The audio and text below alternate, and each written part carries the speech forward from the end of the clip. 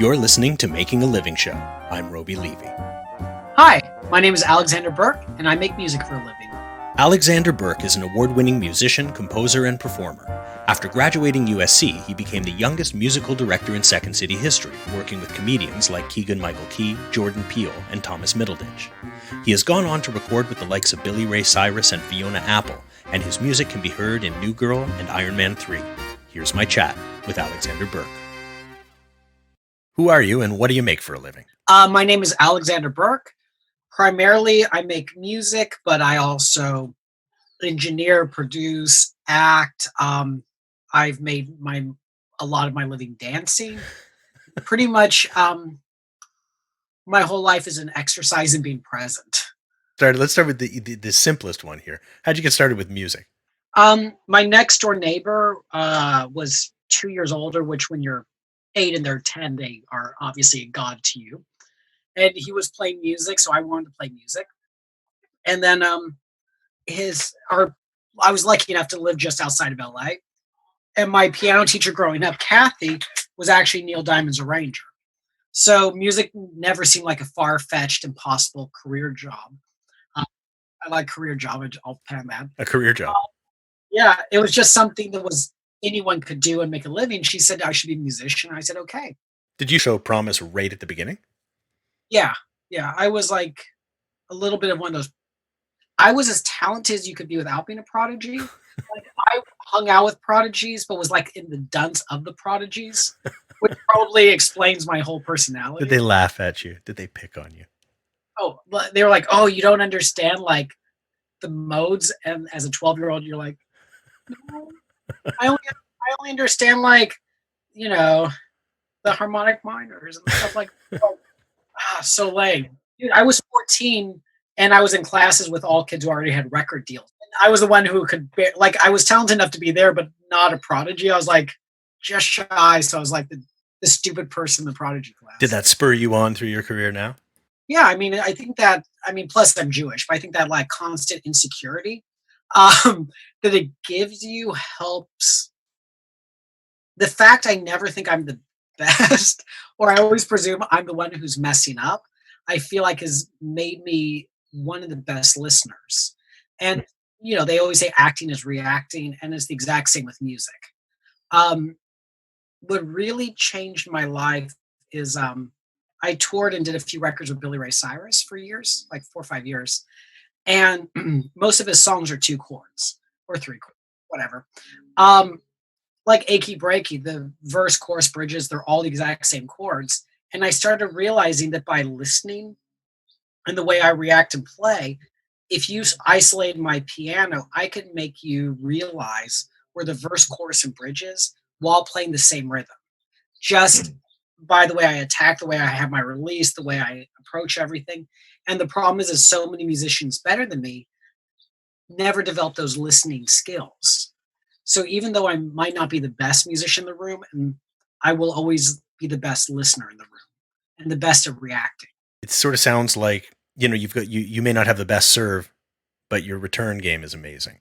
Exactly, yeah. It seems like that would be an oversight for other people not to have that, and yet a bit of a superpower to have it. The problem with music and the way it's taught, and I think it's the same probably in acting, is so much of what you do is in by yourself in a room, and it's not something that people teach, or what they focus on is being virtuosic, and not how to listen. And the reality is the older I get, the more I feel like it's easy to be virtuosic, but it's harder to play to the song. And the reason I work so much as a session musician, I've been on hundreds of albums, is every part that I come up with, I want to be so detailed as opposed to like, oh shit, that's a badass solo. I want to be so detailed you actually have to learn my solo note for note, as opposed to just playing something impressive. And I feel like people often confuse complexity with detail.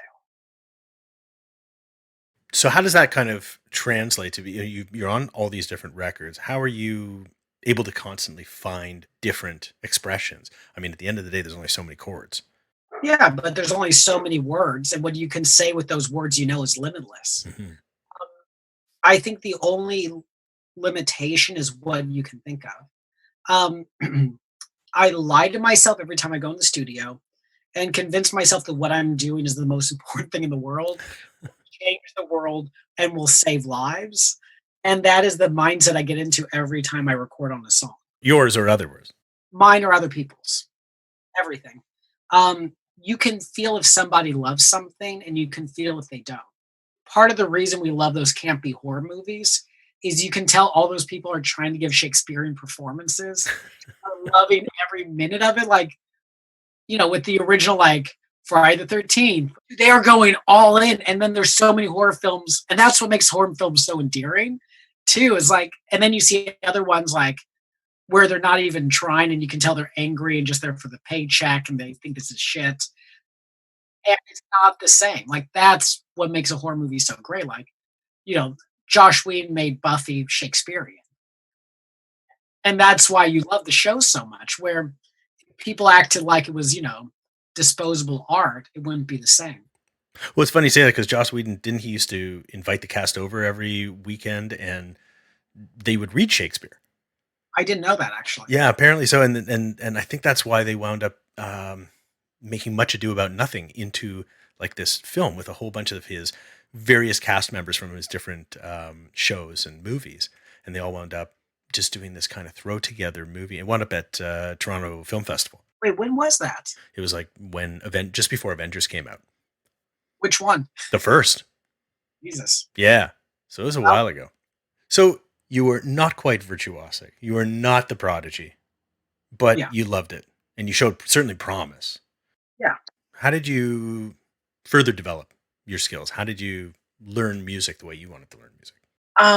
I mean, I still can't play music the way I want to. I think if I ever got to that point, I'd probably quit.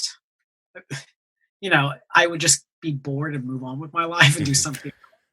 Um, when I was 14 or 15, I went to see Jerry Lee Lewis perform. And it was creepy because he was still writing songs about how hot high school girls are. But I wound up trying to get backstage to meet him because I was a huge fan being a piano player. And I wound up befriending this kid named Drake Bell, who, from Drake and Josh and the Amanda Show and all that stuff. But this was around the time the Amanda Show was starting. And we became fast friends because we were the only people who weren't geriatric trying to get backstage to meet him. And I wound up joining his band when I was 14 or 15. So suddenly I was playing on Nickelodeon and the Palladium and all these huge shows. Wound up leaving that band to go to college for better, worse, decision wise, and went to school in Chicago. And at 18, through a weird series of events, wound up as, I believe, the youngest musical director in Second City's history. So I was suddenly 18 and touring and performing with like Keegan Michael Key and and Jordan Peele when he came out, and T.J. Miller and Thomas Middleditch, although that was with I.O. But like a lot of people who went on to be very, very famous, and we did all these musical songs and musical numbers, and none of them were musicians. But because I was 18 and they were all mid 20s to older, I presume that I was the one who was incorrect when they would drop bars, drop sections, speed up. I was, being the dunce prodigy, I was thinking everything was my fault and they were always correct. So I think that my ability to listen at Second City, my insecurity, where probably other musical directors were like, "Hey guys, stop! You're doing this." I was like, "Oh shoot, we're doing this," which everyone thought that I was the best musical director there, which I don't think was true. But I was probably I could make everything they did work. Right. They loved you because you covered their asses. Yeah, and then from there, I wound up at I.O. with the show called Baby Wants Candy, which did fully improvised musicals, which helped me even farther of Mm-hmm. following and leading because, we would all be the leader, all be the follower at different points. And kind of coming from that Drake Bell pop world and then going to that Second City theater world. And all the while I was playing jazz vibraphone at jazz clubs in Chicago. As Um, kids do. yeah, want to be a vibe player more than anything. So I think between Drake, the jazz world, which really like Chuck Hedges, Dwayne Pham, these Von Freeman, these Chicago jazz legends really took me in.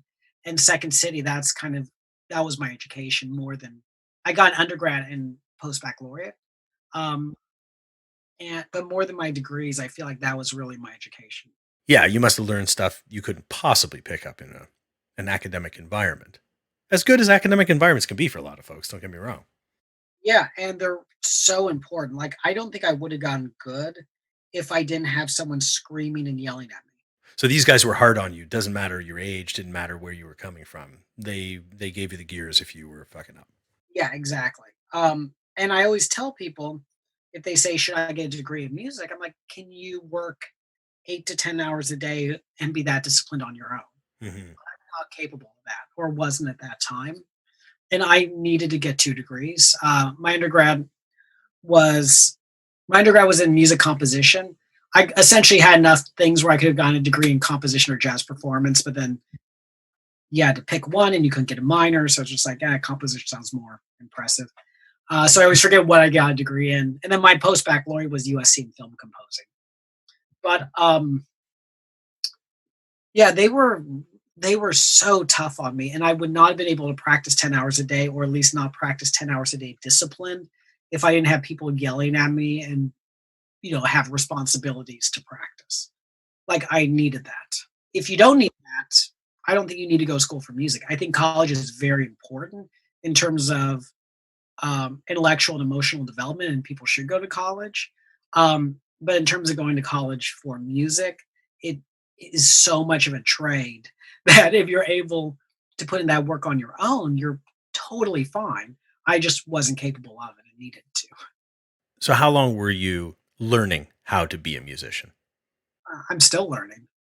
Um, but academically speaking, um, well, first, I when I was in high school, I was my parents were driving me up to Colburn, which was an hour and a half drive for them, like 2 or 3 times a week, which is this music school, for high school kids in Los Angeles. Columbia College, I was there for 4 years, and then I did a one-year post-baccalaureate program in film scoring from USC. And the USC film scoring, I mean, that served you really well too. I mean, you've gone on and scored tons of TV, tons of film, contributed in a slew of different ways, let alone the stage show component. Yes, I make more of my living through composing at this point. What I kinda decided to do was completely sell out as a film composer. I will do absolutely anything you offer me besides a Trump or Pence campaign. At this point, fuck it, any Republican campaign. But besides that, I will, even if I disagree with you, I will still score it. I've scored things which I will not list, but I have morally and emotionally disagreed with. But it's a living, and I will completely sell out as a composer. As a session player and performer, I decide not to worry about money and to only do things that move me, make me excited. And that's kind of how I've balanced the two. It's kind of an interesting break there, just because a lot of folks, I think, might even have considered reversing that. Yeah. The idea that I'll play on anyone's record and not think twice about it, but I'm going to write the stuff that I really am moved by. And it's just kind of interesting as somebody who is so moved by performance, even even when you're contributing, it doesn't need to be your piece as long as you're contributing your best to that piece. It's a huge motivating factor for you. Yeah, it's this is why this COVID is so hard for me. It's a joy for me to play with other musicians. Um, it's the happiest times for me, and I feel like you cannot write a piece, but make it your own. Like Jeff Buckley didn't write Hallelujah, but it feels like his piece. Anytime I play on a piece, I try to make it mine. Even if I'm only playing, just mandolin upstrokes on something, I'm still trying to put my heart and soul into it. And if I didn't play on that song, you'd feel like that song was something completely different. Well, so tell me about inspiration. Where are you finding it? I mean, now more than ever, it's awfully hard, but on a day to day basis, where are you finding inspiration for whether it's a composition or those upstrokes on a mandolin on someone else's record? Oh, I mean, just listen to the song. To me, inspiration's everywhere. It's being inspired is not difficult for me. Um, I live in Hollywood, and I love to. The reason I love to live in Hollywood is it's exciting every time I leave the house. I went for a walk. This is obviously before COVID, and there's a homeless guy, presumably, just screaming and punching a stop sign. And then there was a Korean kid, maybe 16 or 17, with this beautiful hand carved wooden skateboard just covered in orange peels that he was like pushing. His outfit looked like it cost more than I made this year, and had like thick black hair spiked up with like gold frosted tips. It was just like, that makes no sense. And then, like, why were those two things happening? And then walked into a coffee shop and I run into a friend. I got to hear about these horrible auditions, and then got a $5 coffee and then $3 sushi next door. And then that price thing doesn't make sense. It's like so much happens. Like, how do you just not be inspired by all that? Yeah, you love twisted stuff. You like everything making as little sense as possible, which to me makes sense because you come from comedy and music. To Yeah, me, that's order and utter disarray. totally. And it's impossible not to be inspired by everyday life. Just walk outside and see, a couple pushing a child and see how happy they are with this newborn kid, or how they just messed up and made the worst choice of their life down. Either way, it's beautiful and inspiring and funny and tragic and lovely. So do you ever run into actual creative block or doubt what you're doing? I doubt everything I do. I always think I'm making the wrong choice. I'm always insecure about it, but I've learned to just tell that voice to shut up and ignore it, and to go with the first instinct I have. The only time I really start to have issues is when I'm working with a client who's making me redo stuff again and again and again and again. And I'll get to that point where I scored a Nike commercial and there were 16 or 17 producers who all had to put in their 2 cents. So I got to over 70 revisions and my brain just like cracked. Like, I don't know what to do. I don't know what to do. I'm done. I'm done. Like, How'd you get out of that? I mean, fortunately, I was with another composer, so we were able to like tag team and do things. But I was like, I'm off. I gotta take 2 days off. Um, They broke you. they actually did. After I think number 72 or 73, I broke for like a day.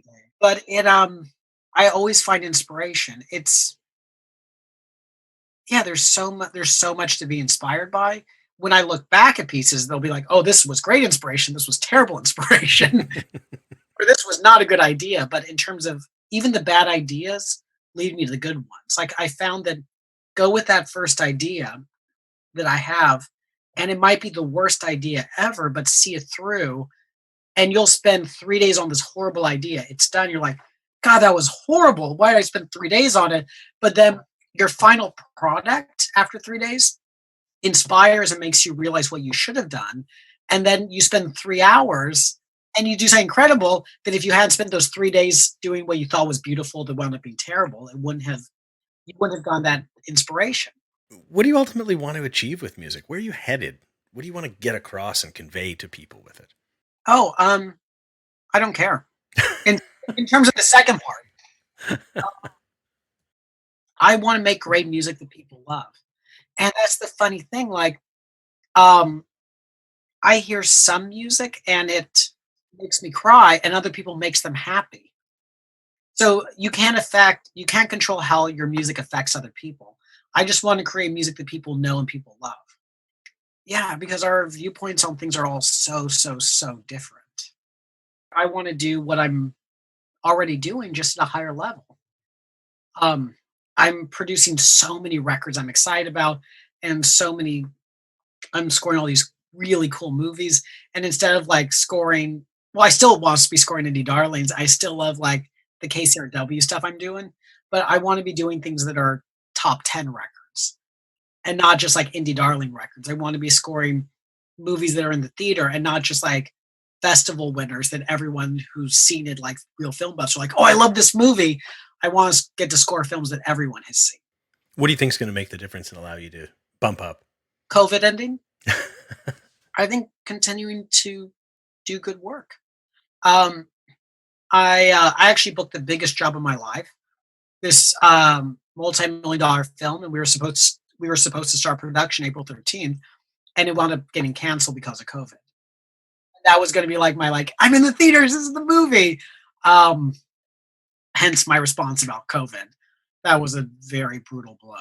Yeah, I think everybody's obviously being horrendously affected by it, and it'll only time will tell in terms of what the repercussions are down the road. Yeah. So, in terms of your day to day, how do you run your shop? How do you run and organize your business? Well, I have a manager who tells me what to do. That's handy. Yeah. Shout out to Super Secret Agents, which is a management company. Uh, I find that I have to treat what I'm doing like an office, like a job.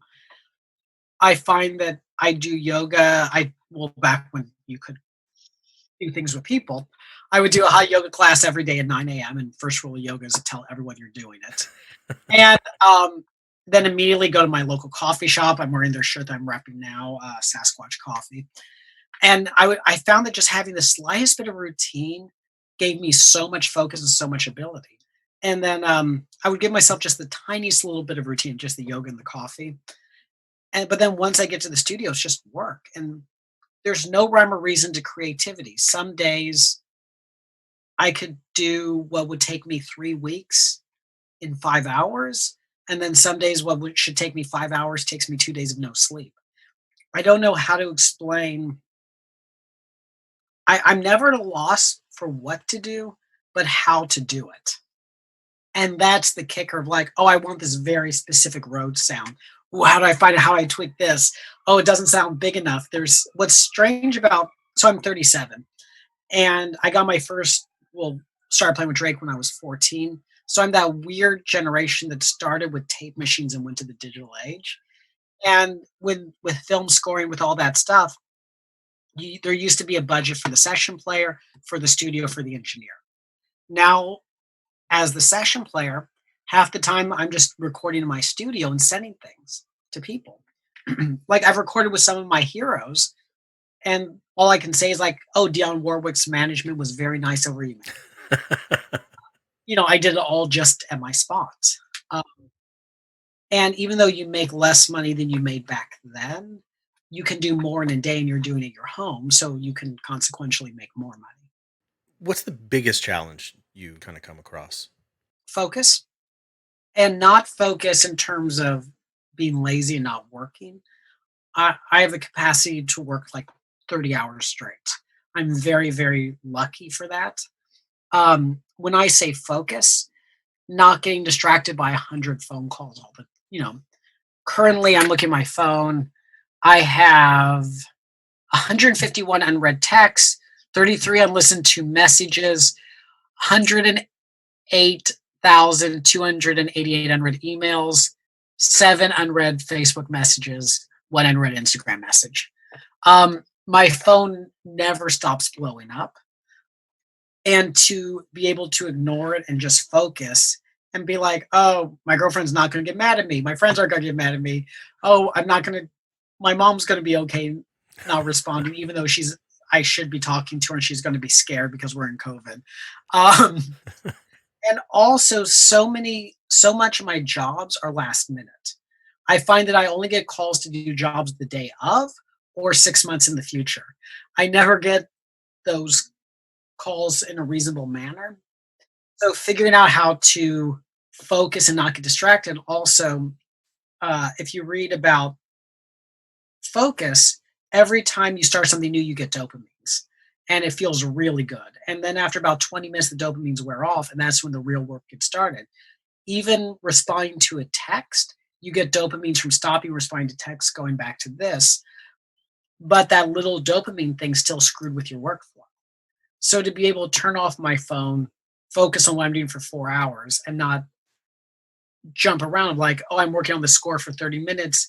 I got a call to play on this song, which they need last minute. I'm going to do that for a minute and figure out the chords and the progression because no one sent sheet music ever. Then I'm going to go back and do this, and just focusing on one thing for the right amount of time that you don't miss opportunities because you will start to get anxiety that you're possibly missing opportunities. And focus, that's where things I find get really hard. And in terms of those opportunities, I mean, in general, how are you marketing yourself? How are you promoting what you do? Your phone's ringing. How is it ringing? friends. Yeah. Yeah. Um, what we do is voodoo and magic. Most people don't understand composing for film, composing for media. So if they're able to have a conversation, trust us, and like us, even though I have, management and various things, I find most of it's through personal connections. Same with session playing. There's so many great keyboard players, but we're all very, very, very different.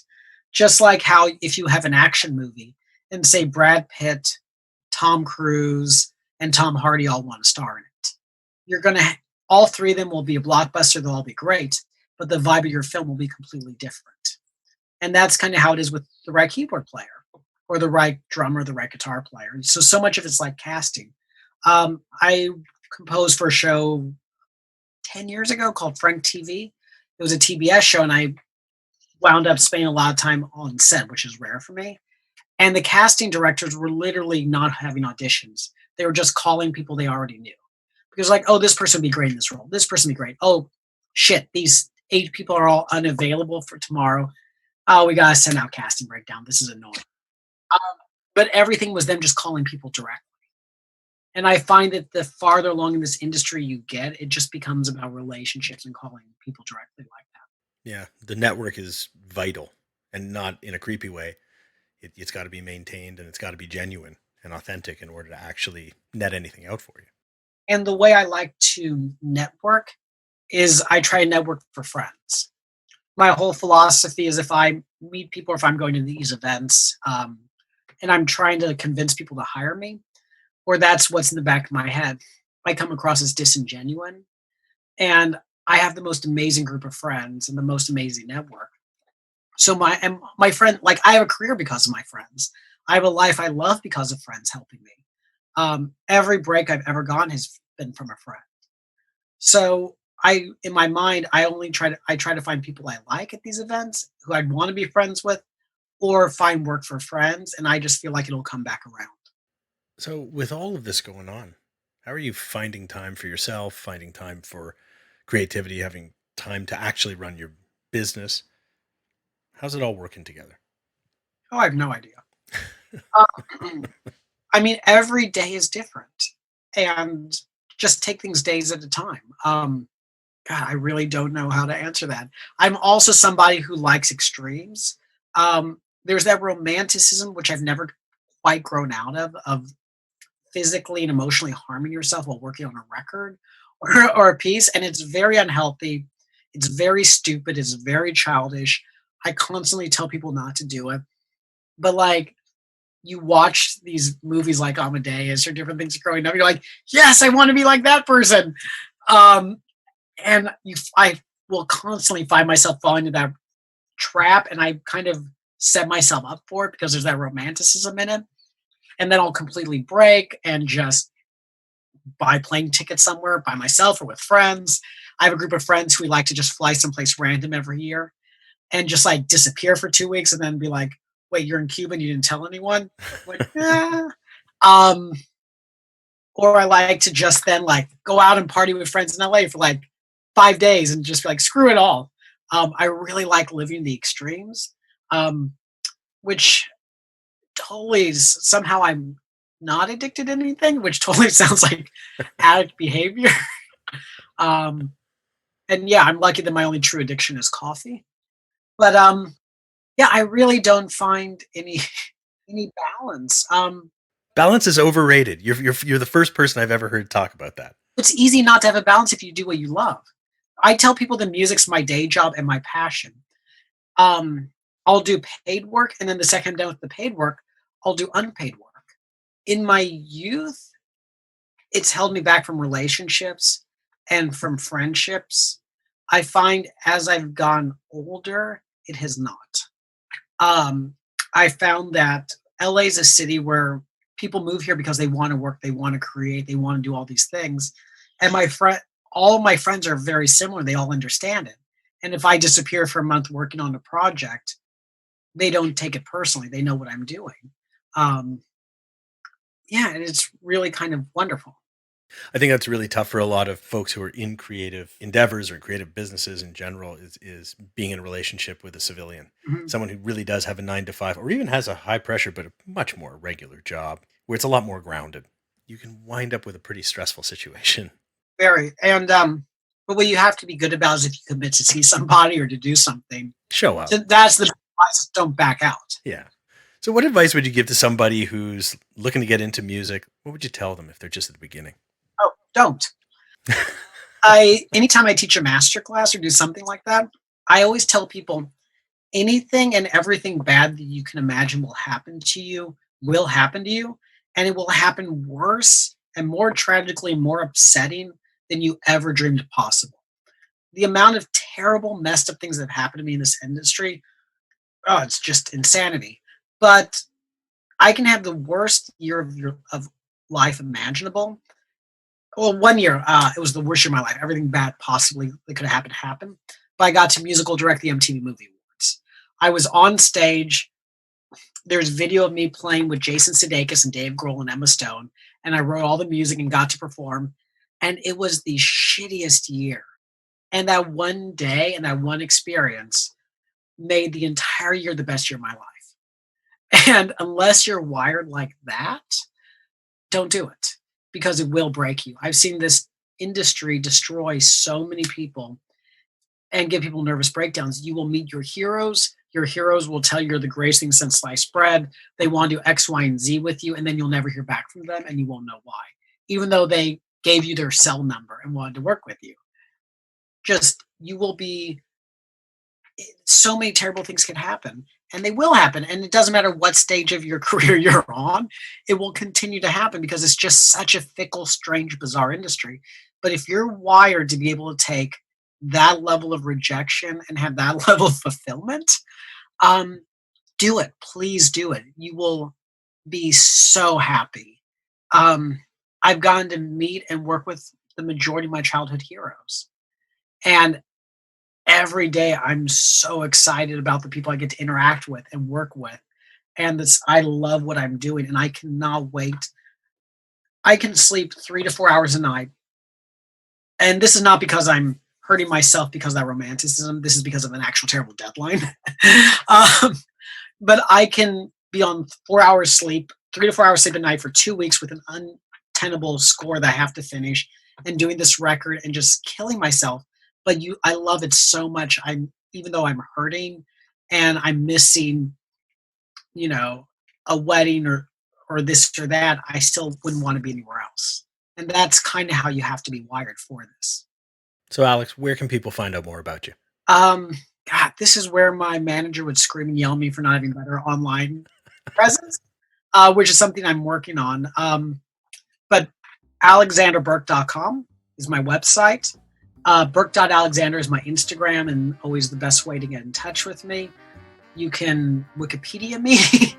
You can IMDb me, Alexander Burke.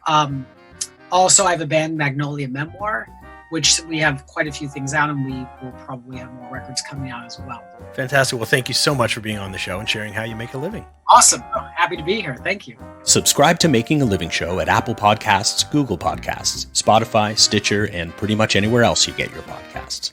Follow along at Instagram, Facebook, Twitter, and YouTube, and if you like what you hear, please share the show with someone you know. Making a Living Show is produced by Next Exit Media and hosted by me, Roby Levy. Thanks for listening.